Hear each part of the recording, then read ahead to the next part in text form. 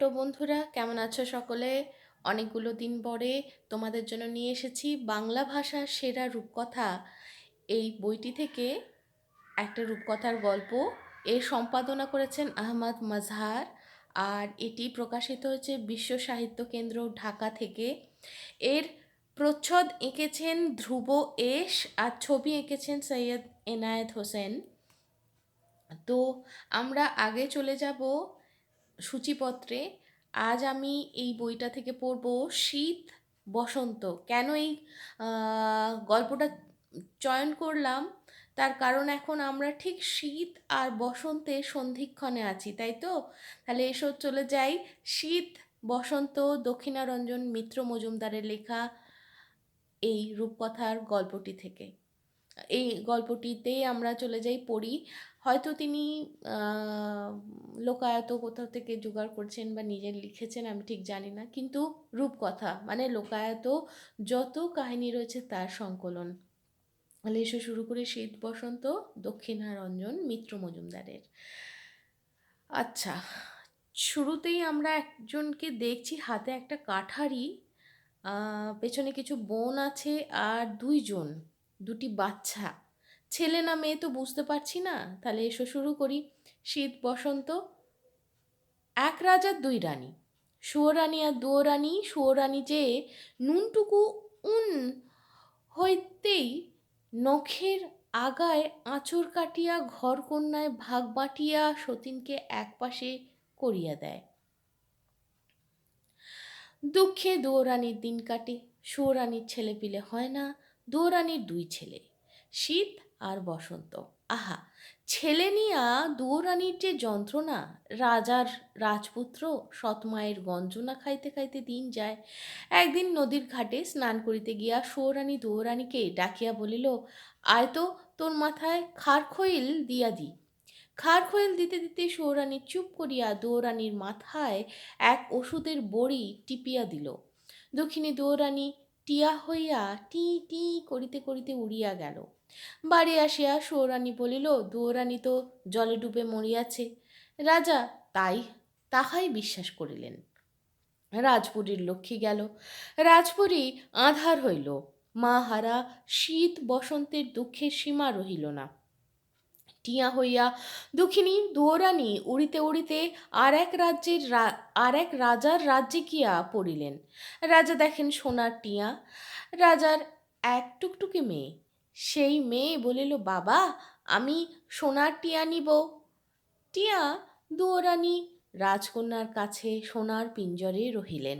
দিন যায়, বছর যায়, সুয়োরানীর তিন ছেলে হইল। ওমা, এক এক ছেলে যে বাঁশের পাতা পাটকাঠি ফুঁ উড়ে ছুঁইতে গেলে মরে। সুয়োরানী কাঁদিয়া কাটিয়া রাজ্য ভাসাইল। পাটকাঠি তিন ছেলে নিয়ে সুয়োরানী গুমড়ে গুমড়ে আগুনে পড়িয়া ঘর করে। মন ভরা জ্বালা, পেট ভরা হিংসা। আপনার ছেলেদের থালে 5 পরমা অষ্টরন্ধন, ঘিয়ে চপচপে পঞ্চ ব্যঞ্জন সাজাইয়া দেন। শীত বসন্তের পাতে আলুন, আতেল, কড়কড়া ভাত, সরসরা চাল, শাকের উপর ছাইয়ের তাল ফেলিয়া দিয়া চলিয়া যান। সতীন তো উড়ি পুরি দক্ষিণ দূর। সতীনের ছেলে দুইটাই যে নাদুস নুদুস, আর তাহার 3 ছেলে পাটকাঠি। হিংসায় রানীর মুখে অন্ন রুচে না, নিশীতে নিদ্রা হয় না। রানী তে পথের ধুলা এলাইয়া 3 কোণের কুটা জ্বালাইয়া বাসি উনানের ছাই দিয়া ভাঙা কুলায় করিয়া সতীনের ছেলের নামে ভাসাইয়া দিল। কিছুতেই কিছু হইল না। শেষে একদিন শীত বসন্ত পাঠশালায় গিয়াছে, কিছুই জানে না শোনে না। বাড়িতে আসিতেই রণমূর্তি সৎ মা তাহাদিগকে গালমন্দ দিয়া খেদাইয়া দিল। তাহার পর রানী বাঁশপাতার ছেলে 3টাকে আছাড় মারিয়া থুইয়া উথাল পাতাল করিয়া এ জিনিস ভাঙে ও জিনিস চুড়ে আপন মাথার চুল ছিঁড়ে গায়ের আভরণ ছুঁড়িয়া মারে। দাসী বাঁধি গিয়া রাজাকে খবর দিল। সুয়োরানীর ডরে থর থর থর করে। রাজা আসিয়া বলিলেন, এ কি? রানী বলিল, কি সতীনের ছেলে, সেই আমাকে গালমন্দ দিল। শীত বসন্তের রক্ত না হইলে আমি নাইব না, রক্ত নহিলে আমি নাইব না। অমনি রাজা জল্লাদকে ডাকিয়া আজ্ঞা দিলেন, শীত বসন্তকে কাটিয়া রানীকে রক্ত আনিয়া দাও। শীত বসন্তের চোখের জল কে দেখে? জল্লাদ শীত বসন্তকে বাঁধিয়া নিয়া গেল। এক বনের মধ্যে আনিয়া জল্লাদ শীত বসন্তের রাজ পোশাক খুলিয়া বাকল পরাইয়া দিল। শীত বলিলেন, ভাই, কপালে এই ছিল? বসন্ত বলিলেন, দাদা, আমরা কোথায় যাব? কাঁদিতে কাঁদিতে শীত বলিলেন, ভাই চল, এতদিন পরে আমরা মার কাছে যাব। খড়গ নামাইয়া রাখিয়া দুই রাজপুত্রের বাঁধন খুলিয়া দিয়া ছল ছল চোখে জল্লাদ বলিল, রাজপুত্র, রাজার আজ্ঞা কি করিব? কোলে কাঁখে করিয়া মানুষ করিয়াছি, সেই সোনার অঙ্গে আজ কি না খড়গ ছোঁয়াইতে হইবে। আমি তা পারিব না রাজপুত্র, আমার কপালে যা থাকে থাকুক। এই বাকল চাদর পরিয়া বনের পথে চলিয়া যাও, কেহ আর রাজপুত্র বলিয়া চিনিতে পারিবে না। বলিয়া শীত বসন্তকে পথ দেখাইয়া দিয়া দুইটা শিয়াল কুকুর কাটিয়া জল্লাদ রক্ত নিয়া রানীকে দিল। রানী সেই রক্ত দিয়া স্নান করিলেন, খিলখিল করিয়া হাসিয়া আপনার 3 ছেলে কোলে 5 পাত সাজাইয়া খাইতে বসিলেন। শীত বসন্ত 2 ভাই চলেন চলেন, বন আর ফুরায় না। শেষে 2 ভাইয়ে এক গাছের তলায় বসিলেন। বসন্ত বলিলেন, দাদা, বড় তৃষ্ণা পাইয়াছে, জল কোথায় পাই? শীত বলিলেন, ভাই, এত পথ আসিলাম, জল তো কোথাও দেখিলাম না। আচ্ছা, তুমি বসো, আমি জল দেখিয়া আসি। বসন্ত বসিয়া রহিল। শীত জল আনিতে গেলেন। যাইতে যাইতে অনেক দূরে গিয়া শীত বনের মধ্যে এক সরোবর দেখিতে পাইলেন। জলের তৃষ্ণায় বসন্ত না জানি কেমন করিতেছে, কিন্তু কিসে করিয়া জল নিবেন? তখন গায়ের যে চাদর, সেই চাদর খুলিয়া শীত সরোবরে নামিলেন। সেই দেশের যে রাজা মারা গিয়েছেন, রাজার ছেলে নাই, পুত্র নাই, রাজসিংহাসন খালি পড়িয়া আছে। রাজ্যের লোকজনে শ্বেত রাজহাতির পিঠে পাট সিংহাসন উঠাইয়া দিয়া হাতি ছাড়িয়া দিল। হাতি তো ছাড়িয়া দিল। হাতি যাহার কপালে রাজটিকা দেখিবে, তাহাকেই রাজসিংহাসনে উঠাইয়া দিয়া আসিবে, সেই রাজ্যের রাজা হইবে। রাজসিংহাসন পিঠে শ্বেত রাজহাতে পৃথিবী ঘুরিয়া কাহারও কপালে রাজটিকা দেখিল না। শেষে ছুটিতে ছুটিতে যে বনে শীত বসন্ত, সেই বনে আসিয়া দেখে এক রাজপুত্র গায়ের চাদর ভিজাইয়া সরোবরে জল নিতেছে। রাজপুত্রের কপালে রাজটিকা দেখিয়া শ্বেত রাজহাতে অমনি সুর বাড়াইয়া শীতকে ধরিয়া সিংহাসনে তুলিয়া নিল। ভাই বসন্ত, ভাই বসন্ত করিয়া শীত কত কাঁদিলেন। হাতি কি তাহা মানে? বন জঙ্গল ভাঙিয়া পাট হাতি শীতকে পিঠে করিয়া ছুটিয়া গেল। জল আনিতে গেল, দাদা আর ফিরে না। বসন্ত উঠিয়া সকল বন খুঁজিয়া দাদা দাদা বলিয়া ডাকিয়া খুন হইল। দাদাকে সে যে হাতিতে নিয়াছে, বসন্ত তো তাহা জানে না। বসন্ত কাঁদিয়া কাঁদিয়া সারা হইল। শেষে দিন গেল, বিকাল গেল, সন্ধ্যা গেল, রাত্রি হইল। তৃষ্ণায় ক্ষুধায় অস্থির হইয়া দাদাকে হারাইয়া কাঁদিয়া বসন্ত এক গাছের তলায় ধুলা মাটিতে শুইয়া ঘুমাইয়া পড়িল। দুঃখিনী মায়ের বুকের মানিক ছাই পাশে গড়াগড়ি গেল। খুব ভোরে এক মুনি জপ তপ করিবেন, জল আনিতে সরোবরে যাইতে দেখেন কোন এক পরম সুন্দর রাজপুত্র গাছের তলায় ধুলা মাটিতে পড়িয়া আছে।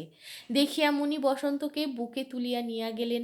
শ্বেত রাজহাতির পিঠে শীত তো সেই নাই রাজার রাজ্যে গেলেন। যাইতেই রাজ্যের যত লোক আসিয়া মাটিতে মাথা ছোঁয়াইল। মন্ত্রী, আমাত্য, সিপাই, শান্ত্রীরা সকলে আসিয়া মাথা নোয়াইল। নোয়াইয়া সকলে রাজসিংহাসনে তুলিয়া নিয়া শীতকে রাজা করিল। প্রাণের ভাই বসন্ত, সেই বসন্ত বা কোথায়? শীত বা কোথায়? দুঃখিনী মায়ের 2 মানিক বোঁটা ছিঁড়িয়া 2খানে পড়িল। রাজা হইয়া শীত ধন রত্ন মণি মাণিক্য হাতি ঘোড়া সিপাই লস্কর লইয়া রাজত্ব করিতে লাগিলেন। আজ এ রাজার আজ এ রাজাকে হারাইয়া দিয়া তাহার রাজ্য নেন, কাল ও রাজাকে হারাইয়া দিয়া তাহার রাজ্য আনেন, আজ মৃগয়া করেন, কাল দিগ্বিজয়ে যান। এই রকমে দিন যায়।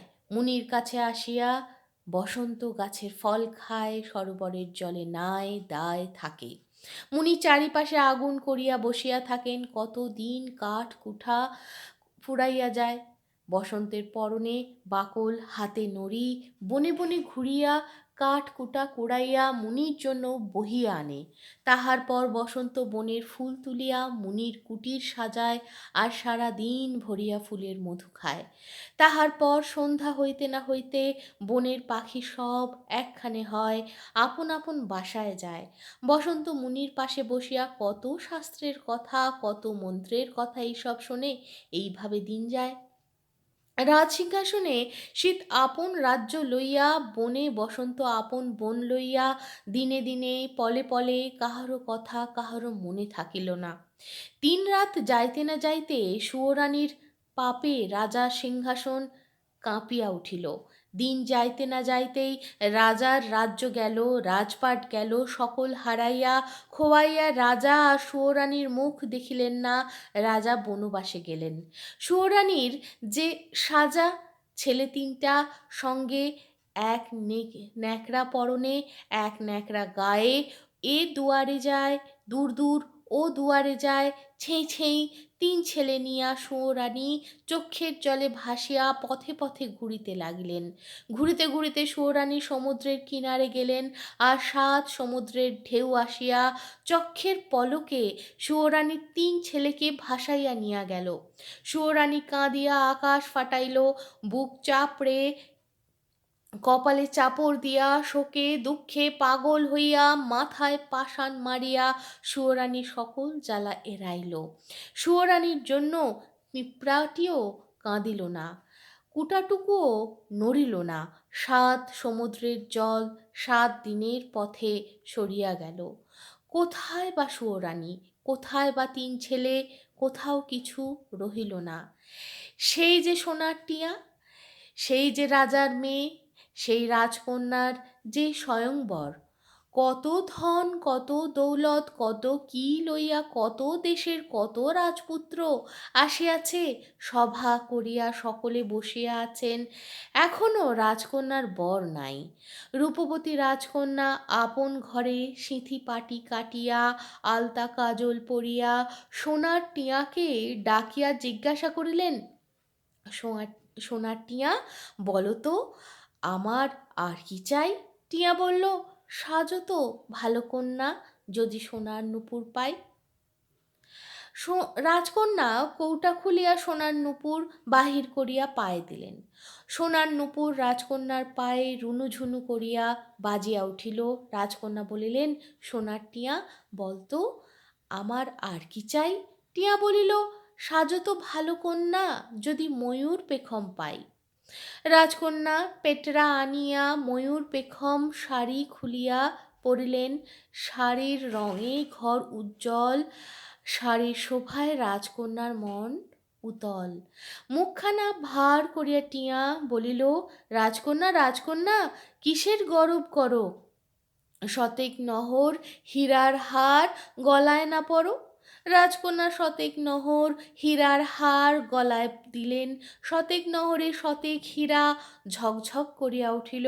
টিয়া বলিল, শতেক নহর ছাই, নাকে ফুল কানে দুল, সিঁথির মানিক চাই, সিঁথির মানিক চাই। রাজকন্যা নাকে মতির ফুলের নোলক পরিলেন, সিঁথিতে মণি মাণিক্যের সিঁথি পরিলেন। তখন রাজকন্যার টিয়া বলিল, রাজকন্যা রূপবতী নাম থুয়েছে মায়, গজমতী হতশোভা 16 কলায়। না নিল গজমতী কেমন এলো বর, রাজকন্যা রূপবতীর ছাইয়ে স্বয়ংবর। শুনিয়া রূপবতী রাজকন্যা গায়ের আভরণ, পায়ের নূপুর, ময়ূর পেখম, কানের দুল ছুঁড়িয়া ছিঁড়িয়া মাটিতে লুটাইয়া পড়িলেন। কিসের স্বয়ংবর, কিসের কি? রাজপুত্রদের সভায় খবর গেল, রাজকন্যা রূপবতী স্বয়ংবর করিবেন না। রাজকন্যার পণ। যে রাজপুত্র গজমতি আনিয়া দিতে পারিবেন, রাজকন্যা তাহার হইবেন, না পারিলে রাজকন্যার নফর হইয়া থাকিতে হইবে। সকল রাজপুত্র গজমতির সন্ধানে বাহির হইলেন। কত রাজ্যের কত হাতি আসিল, কত হাতির মাথা কাটা গেল। যে সে হাতিতে কি গজমতি থাকে, গজমতি পাওয়া গেল না। রাজপুত্রেরা শুনিলেন সমুদ্রের কিনারে হাতি, তাহার মাথায় গজমতি। সকল রাজপুত্রে মিলিয়া সমুদ্রের ধারে গেলেন। সমুদ্রের ধারে যাইতে না যাইতেই এক পাল হাতি আসিয়া অনেক রাজপুত্রকে মারিয়া ফেলিল। অনেক রাজপুত্রের হাত গেল, পা গেল। গজমতি কি মানুষে আনিতে পারে? রাজপুত্রেরা পলাইয়া আসিলেন। আসিয়া রাজপুত্রেরা কি করেন? রূপবতী রাজকন্যার নফর হইয়া রহিলেন। কত কিছু হয়ে গেল, তাই তো? তাহলে তারপর কি হলো? কথা শীত রাজার কানে গেল। শীত বলিলেন, কি রাজকন্যার এত তেজ, রাজপুত্র দিগকে নফর করিয়া রাখে, রাজকন্যার রাজ্য আটক করো। রাজকন্যা শীত রাজার হাতে আটক হইয়া রহিলেন। আজ যায় কাল যায়, বসন্ত মুনির বনে থাকেন। পৃথিবীর খবর বসন্তের কাছে যায় না, বসন্তের খবর পৃথিবী পায় না। মুনির পাতার কুঁড়েতে এক শুক আর এক শাড়ি থাকে। একদিন শুক কয়, সারি সারি বড় শীত। শাড়ি বলে, গায়ের বসন টেনে দিস। শুক বলে, বসন গেল ছিঁড়ে, শীত গেল দূর, কোনখানে শাড়ি নদীর কূল। শাড়ি উত্তর করিল, দুধ মুকুটে ধবল পাহাড় ক্ষীর সাগরের পাড়ে, গজমতির রাঙা আলো ঝড় ছড়িয়ে পড়ে। আলোর তলে পদ্ম পাতে খেলে দুধের জল, হাজার হাজার ফুটে আছে সোনার কমল। শুক কহিল, সেই সোনার কমল, সেই গজমতি কে আনবে তুলে, কে পাবে রূপবতী? শুনিয়া বসন্ত বলিলেন, সুখসারি, মেসোমাসি, কি বলছিস বল, আমি আনব গজমতি, সোনার কমল। সুখসারি বলিল, আহা বাছা, পারিবি? বসন্ত বলিলেন, পারিব না তো কি? সুখ বলিল, তবে মুনির কাছে গিয়া ত্রিশূলটা চা। শাড়ি বলিল, শিমুল গাছে কাপড় চোপড় আছে, মুকুট আছে, তাই নিয়ে যা। বসন্ত মুনির কাছে গেল, গিয়া বলিল, বাবা, আমি গজমতি আর সোনার কমল আনিব, ত্রিশূলটা দাও। মুনি ত্রিশূল দিলেন। মুনির পায়ে প্রণাম করিয়া ত্রিশূল হাতে বসন্ত শিমুল গাছের কাছে গেলেন। গিয়া দেখেন শিমুল গাছে কাপড় চোপড়, শিমুল গাছে রাজমুকুট। বসন্ত বলিলেন, হে বৃক্ষ, যদি সত্যিকারের বৃক্ষ হও তো তোমার কাপড় চোপড় আর তোমার রাজমুকুট আমাকে দাও। বৃক্ষ বসন্তকে কাপড় চোপড় আর রাজমুকুট দিল। বসন্ত বাকল ছাড়িয়া কাপড় চোপড় পরিলেন, রাজমুকুট মাথায় দিলেন। দিয়া বসন্ত ক্ষীরসাগরের উদ্দেশ্যে চলিতে লাগিলেন। যাইতে যাইতে যাইতে বসন্ত কত পর্বত, কত বন, কত দেশ বিদেশ ছাড়াইয়া 12 বৎসর 13 দিনে দুধ মুকুটে ধবল পাহাড়ের কাছে গিয়া পৌঁছিলেন। ধবল পাহাড়ের মাথায় দুধের স্বর থকথক, ধবল পাহাড়ের গায়ে দুধের ঝরনা ঝরঝর। বসন্ত সেই পাহাড়ে উঠিলেন। উঠিয়া দেখেন ধবল পাহাড়ের নিচে ক্ষীরের সাগর, ক্ষীরসাগরে ক্ষীরের ঢেউ ঢল ঢল করে, লক্ষ হাজার পদ্মফুল ফুটে আছে থরে, ঢেউ থই থই সোনার কমল, তারই মাঝে কি দুধের বরণ হাতির মাথে গজমতি। বসন্ত দেখিলেন চারিদিকে পদ্মফুলের মধ্যে দুধ বরণ হাতি দুধের জল ছিটাইয়া খেলা করিতেছে, সেই হাতির মাথায় গজমতি। সোনার মতন, মণির মতন, হীরার মতন গজমতির জলজলে আলো ঝরঝর করিয়া পড়িতেছে। গজমতির আলোতে ক্ষীরসাগরে হাজার চাঁদের মেলা, পদ্মের বনে পাতে পাতে সোনার কিরণ খেলা। দেখিয়া বসন্ত অবাক হইয়া দাঁড়াইয়া রহিলেন। তখন বসন্ত কাপড় চোপড় কষিয়া হাতের ত্রিশূল আঁটিয়া ধবল পাহাড়ের উপর হইতে ঝাঁপ দিয়া গজমতির উপরে পড়িলেন। অমনি ক্ষীরসাগর শুকাইয়া গেল, পদ্মের বন লুকাইয়া গেল। দুধ বরণ হাতি এক সোনার পদ্ম হইয়া জিজ্ঞাসা করিল, কোন দেশের রাজপুত্র, কোন দেশে ঘর? বসন্ত বলিলেন, বনে বনে বাস, আমি মুনির কোঙর। পদ্ম বলিল, মাথে রাখো গজমতি, সোনার কমল বুকে, রাজকন্যা রূপবতী, ঘর করুক সুখে। বসন্ত সোনার পদ্ম তুলিয়া বুকে রাখিলেন, গজমতি তুলিয়া মাথায় রাখিলেন। রাখিয়া ক্ষীরসাগরের বালুর উপর দিয়া বসন্ত দেশে চলিলেন।